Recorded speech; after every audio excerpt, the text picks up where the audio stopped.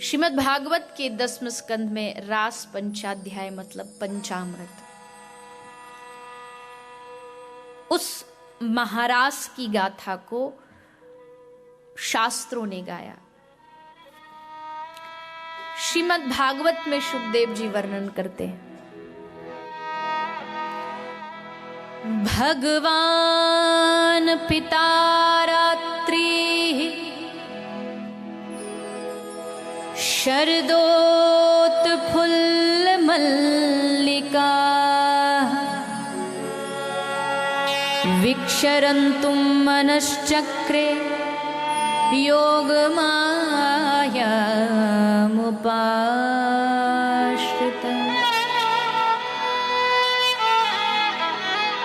भगवान पिता रात्रि शरदोत्फुल्ल मल्लिका। महारास कितना गंभीर है उसको इस बात से पता लगाया जा सकता है कि इसी एक श्लोक के ऊपर महापुरुषों ने इतनी बड़ी बड़ी टीकाएं की, इतनी बड़ी बड़ी टीकाएं की। ये महाराज की जो कथा सुना, आज तक आप कथा में हंसे बहुत हो, लेकिन आज रोने की बारी। और कथा वही, मैं बार बार कहती हूँ, कथा मनोरंजन का साधन नहीं है। कई लोग आते हैं, कथा सुनते हैं, उसके बाद आके बोलते हैं आज तो कथा में मजा ही आ गया। अब जब वो कहते हैं मजा आ गया तो मुझे लगता है मेरी 3 घंटे की मेहनत खराब हो गई। क्यों? क्योंकि मैंने 3 घंटे मेहनत की और इसको बस मजा ही आया।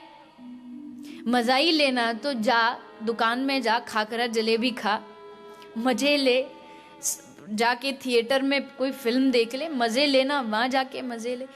यहाँ मजा, आनंद तो आता ही आता है, इसमें कोई दो राय नहीं, आनंद की वर्षा होती है, लेकिन एक हृदय में एक पीड़ा, एक हृदय में टीस बन जाती है कि जिसकी कथा हम सुन रहे हैं, ये भगवान की प्राप्ति हमें कब होगी। अगर ये भाव मन में नहीं जागा तो कहने वाले का कहना भी व्यर्थ और श्रवण करने वाले का सुनना भी व्यर्थ। कथम विना रोम हर्षम द्रवशा चेतसा बिना। नारद जी कहते हैं वो कथा कैसी, जब तक आपका रोम रोम पुलकित ना हो जाए, हर एक अंग से कृष्ण नाम ना निकले। तो शुरू किया शुकदेव जी ने रास पंचाध्याय का पहला श्लोक, और पहले श्लोक में ही सावधान कर दिया कि सावधान, जिसकी आप कथा सुनने जा रहे हो ये कोई गांव का ग्वारिया नहीं है, ये जो महाराज करने जा रहा है ये नंद का छोरा भी नहीं है। कौन है? भगवान अपि तारात्रि। पहला शब्द ही भगवान उपयोग किया ताकि समझ जाइए कि अगर आप इसको बालक और जगत का साधारण मनुष्य समझ के सोचोगे तो आपसे समझने में अपराध हो जाएगा कि अरे ये तो भगवान कैसा गोपियों के साथ रास रचाता है।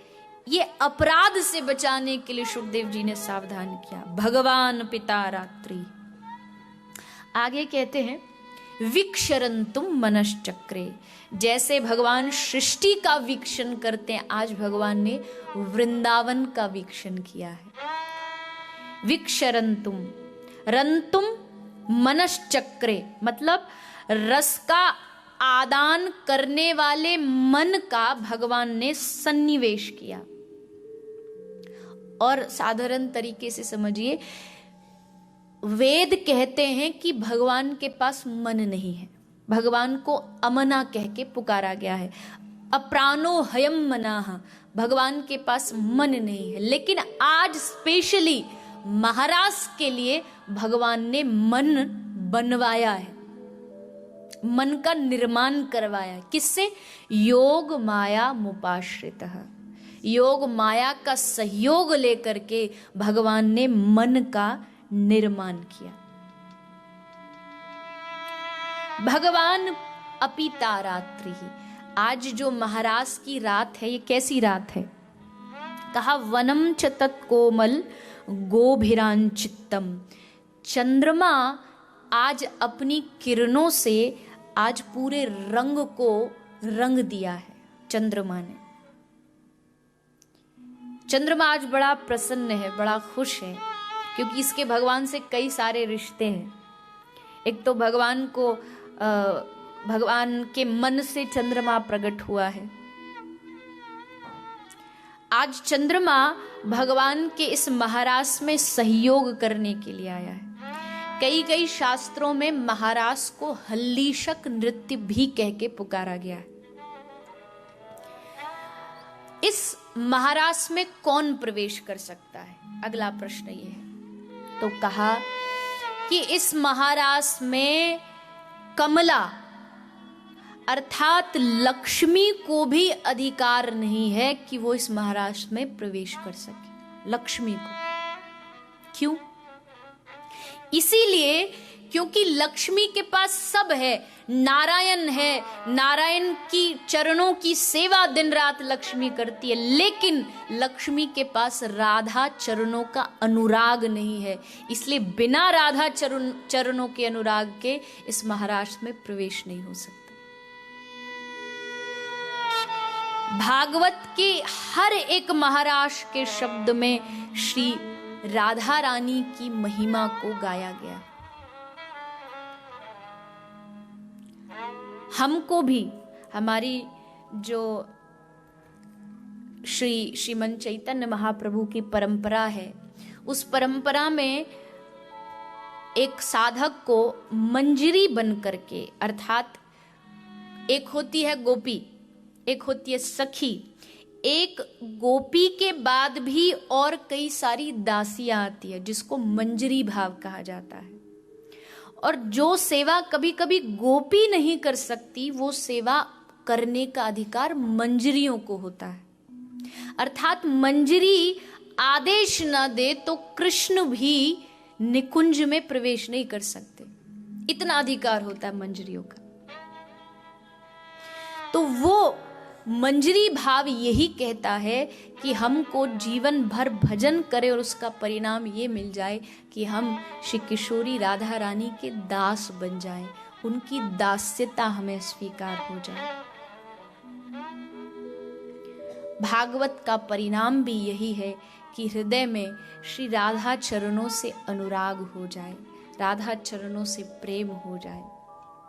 और हमारे ब्रज के लोग कहते हैं कृष्ण को पाना जरा थोड़ा मुश्किल है, क्योंकि कृष्ण फिर भी आपके अंदर गुण और अवगुण देखेगा, लेकिन किशोरी राधा रानी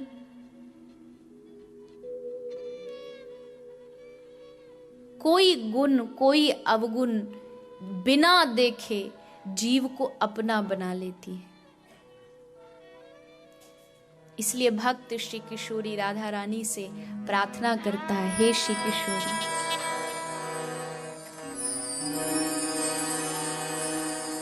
श्यामा तुम मेरी नैया उस पार लगा देना।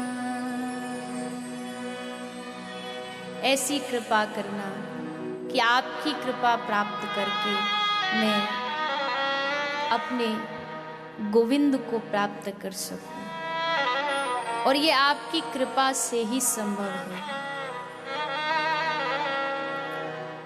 इस डूबती हुई कश्ती को आप बचा लेना। ये भाव जब हृदय में श्री राधा रानी के प्रति समर्पण प्रकट होता है, तब एक साधक को उस दिव्य महारास में प्रवेश का अवसर मिलता है।